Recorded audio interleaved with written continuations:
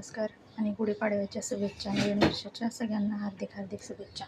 आज आम्ही कुर्मा भाजी बनवणार आहे. तर वाटाणा, बटाटा, फ्लावर, गाजर, परसबी हे सगळं शिजवून घ्यायचं असं मीठ टाकून.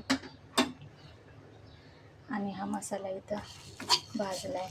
तर मसाल्यामध्ये जिरं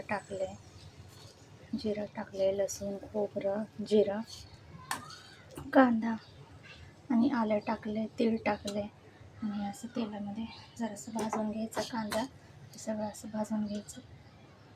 तर टोमॅटो, कोथिंबीर, तीळ सगळं टाकून असं दळायचा मसाला आणि तो मसाला फोडणीला टाकायचा.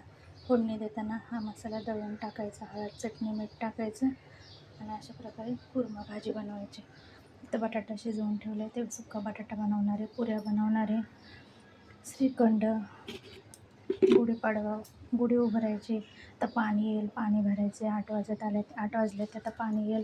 तर भाताची इथं तयारी केली. फ्लावर, गाजर, परसबी, बटाटा, वाटाणा सोलून ठेवला आहे पाण्यात. हे सोयाबीन भिजत घालून ठेवले आणि ह्याच्यामध्ये ह्या भाजीमध्ये पनीर पण टाकणार आहे. अशा प्रकारे भाजी बनवणार आहे. तर ही तयारी चालू आहे आत्तापर्यंत.